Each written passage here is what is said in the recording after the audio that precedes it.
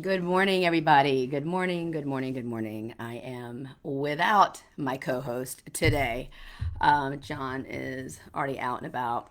Um, it's Wednesday, and I am really excited about this month already of December.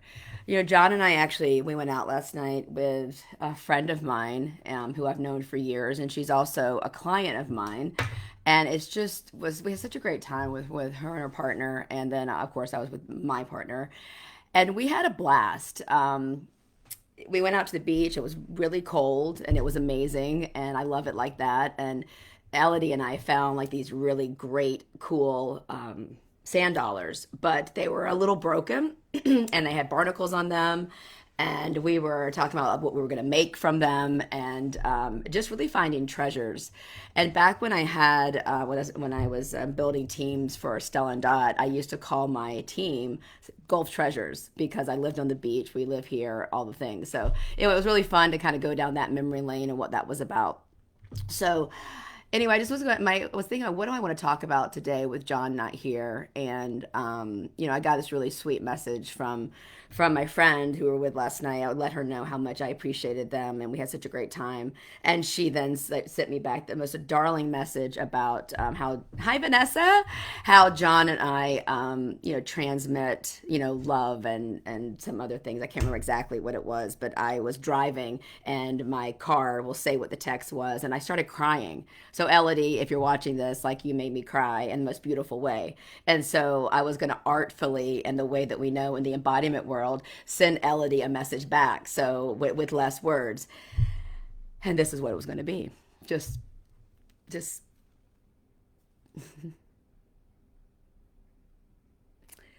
and things like that are what we do and the work that we do and the programs, and how can we as women transmit and talk to our partners, talk to our children, talk to our employees, without using a lot of words. I mean, what are we putting out there? So is it your smile? Is it the fact that now many of us are learning how to communicate more with our eyes because and wherever you are, you're having to wear more masks? It's really a fascinating thing when you pay attention to it, because we were always transmitting something. And so what I loved about us in the restaurant last night was that people were watching us and we were laughing and we were having a great time, the four of us. And it reminded me of a time that I was at the Meadowood in Napa, which sadly is no longer there. In the fires of this year, they had actually burned. And this place is an institution. And I was there, this was a long time ago. I was there with a partner, and we were really having a great time. And literally, someone came over, and the host asked us to, could I please go sit across from my partner again? Because I had moved over to sit beside him. And we weren't making out, we weren't even making like contact. We were just really enjoying each other. We weren't being loud or obnoxious. I mean, it was just really our energy was a lot of just adoring each other. And so the host came over and said, the two of you are. He goes, honestly, you're really happy, and you're making some people here uncomfortable. And I remember this was about a decade ago. I looked up and I was like, I watched I watched and I was like, oh yeah, that one over there. Oh yeah, I bet it was her, like to myself. And back then, as gregarious and as outgoing as I seemed to be, I have to say, I mean, that was when I was really starting my healing journey. And I was self conscious. I was like, oh my goodness, because I had, recently gotten out of a space where I wasn't really being authentic. I pretended like everything was okay. I had learned to compartmentalize, that my life was really great. But the truth is, there was a lot of pain underneath. And so I don't know if for any of you, if you can relate to that, you're showing up, whether you're showing up online as an influencer or you're just showing up, for your job or for your partner or for your kiddos, and you're just kind of going through the motions. But anyway, I remember looking around and feeling so judged. And, um, and I acquiesced. actually. The host, the waiter, they bought us they bought us a drink, and but I felt so contained, a little how I feel now, if you want to know the truth. Being in quarantine, and I don't want to get political on everybody, but I mean, whether we believe the virus is this or this or this, the truth is that the emotions that many of us are feeling is that we don't have a big say so. Hi, Laura. We don't have a big say so in what's going on around us. So anyway, what are we transmitting? We went back to our room, and we had a great time. It was fine, but I still remember that story. As like, and I actually was like, wow, that made an indelible mark on me about embodiment. Like, what are we putting out there? So last night we were actually, no one told us to calm down. No one told us that we needed to actually like play small, but it really plays into with a lot of women that I know, friends of mine, associates, obviously clients that come to me that have been told repeatedly that they're too much. They've been told repeatedly, can you just calm down? How many of us in partnership, has someone said, and maybe even our mother or our father, it's not just the men in our lives that are telling us that we need to simmer down. And there is nowhere in the history of the world when a woman especially is upset and someone's like, hey, can you simmer down, that it's going to make us go like, oh, you know what, you're right. Right? I mean, oh, hey Daisy, like, oh, yeah, you know what? I'm so glad that you said that, because otherwise I would have like, gone off the rails. So I know if y'all been following me for a while, you've probably seen the video that John and I did about he fell in love with my hot mess. This is what I mean, is that showing up for love, why not light up everyone around you? Why not light up the checkout gal, at Trader Joe's? Why not, as you are opening the door for an elderly person, or, goodness, if you open the door for a man, so be it. Why not allow that man to open the door for you? It doesn't mean we're any less woman if we allow a man to do that, right?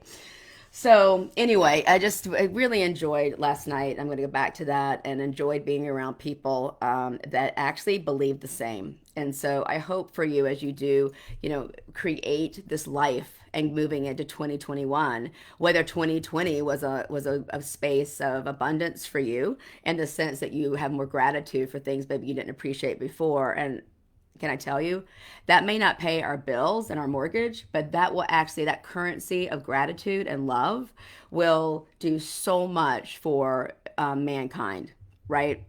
So anyway, that really hit me. I had so much fun last night. I thought when John and I were going to bed, I'm like, what were we transmitting? And he's just like, baby girl, love. I mean, love and happiness, and fellowship and friendship, and I'm like really moved by that.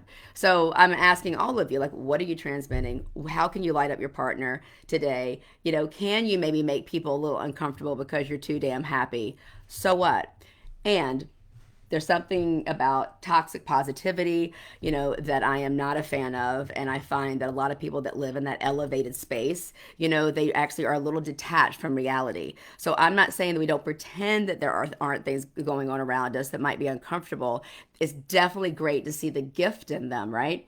But there's also something to see the gift in that, and then also still projecting something that's going to light other people up. And sometimes lighting other people up is not going to be smiling. Sometimes it's actually going to be that you allow yourself to cry.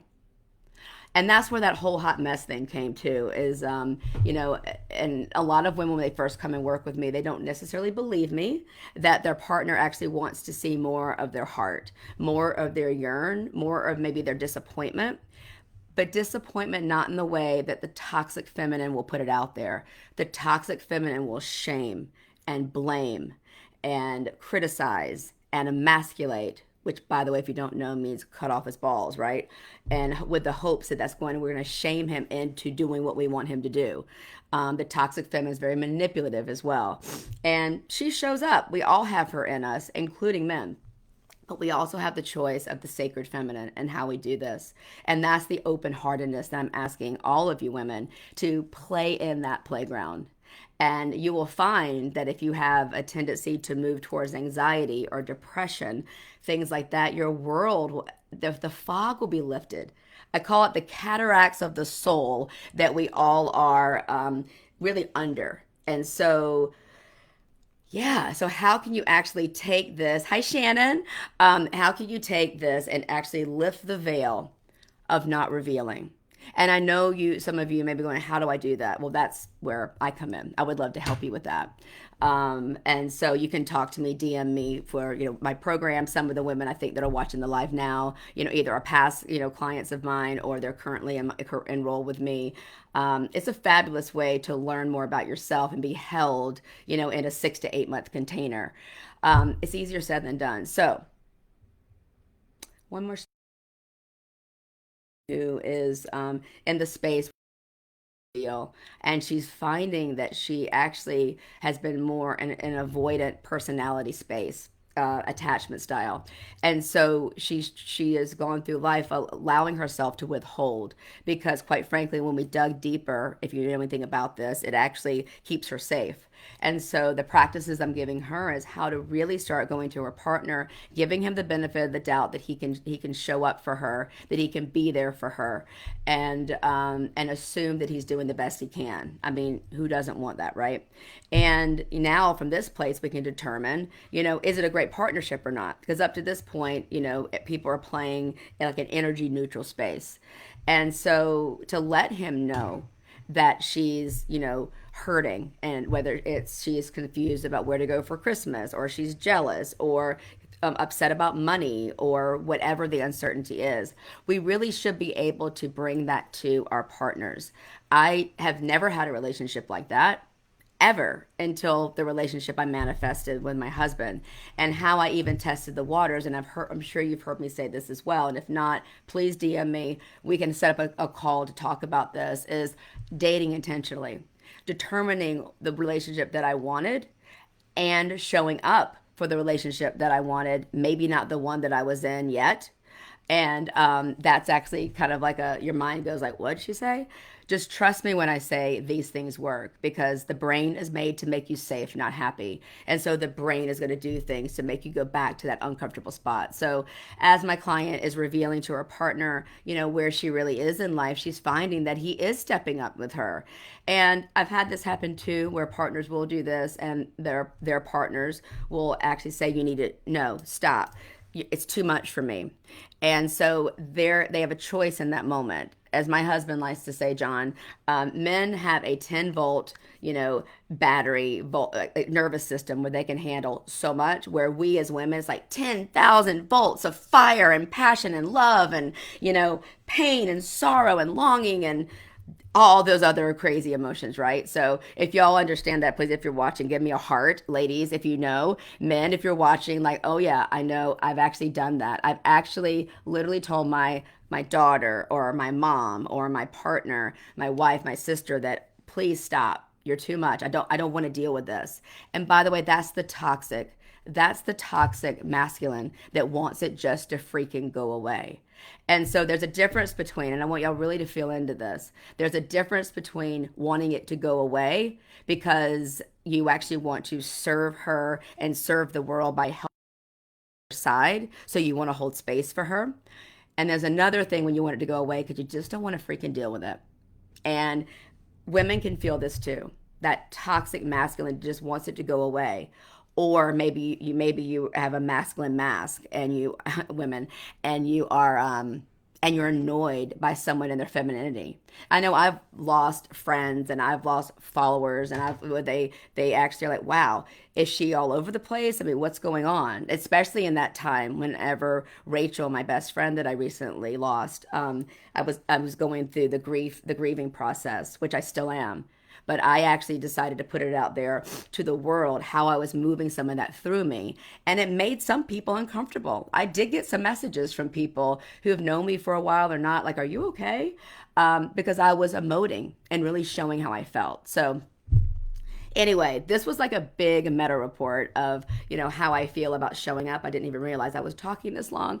But if this spoke to you, I would love for y'all to give me some feedback here about what you pulled from this quick talk, how shows up in your everyday life. If you'd like to know more information. And I'm also going to give you a challenge to really go out there and, try it on for size.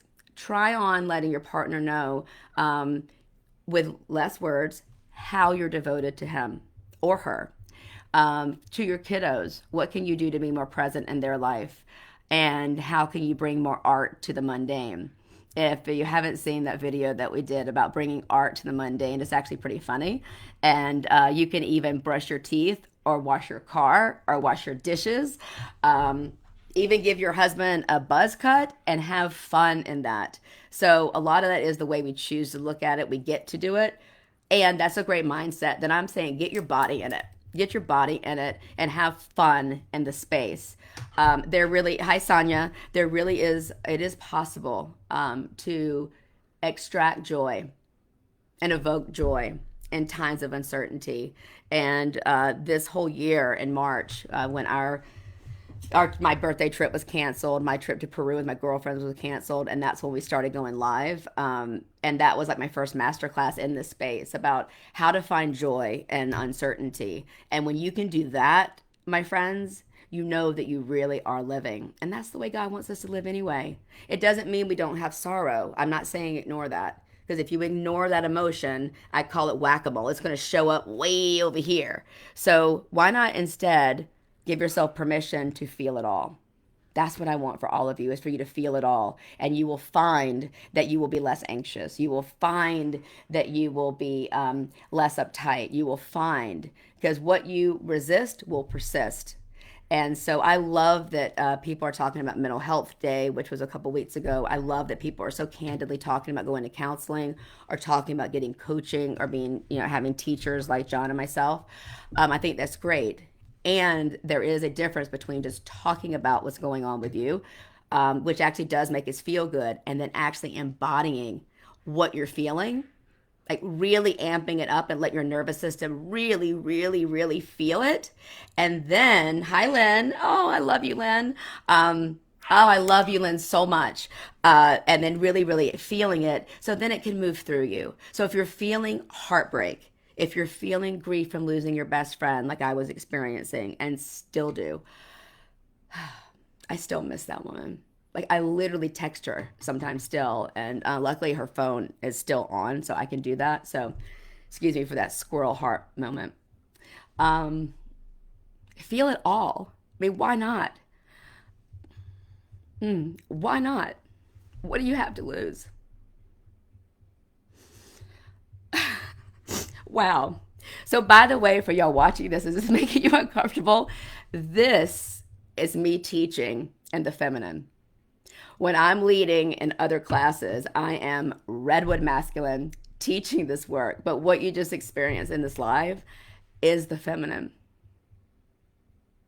100%. Does that make sense? So, anyway, guys, thank you so much. I have to get ready for another teaching moment where I'm going to go brush my teeth, put lipstick on again, and then show up for this beautiful group of women that I get to work with. So, I love y'all. This was really great. I don't know. I just got, like, God just touched me and it just flowed through me. And I probably should do this more often without my husband. What do you think? He's like my muse, though. He is my muse. He is my muse, honestly. I know I'm his as well, but because he gives me such a great container and structure, I'm able to show up this way. I'm able to show up with my heart open. And this is an example of your heart being open. And I also will close with you experiencing me with my heart open without me saying anything.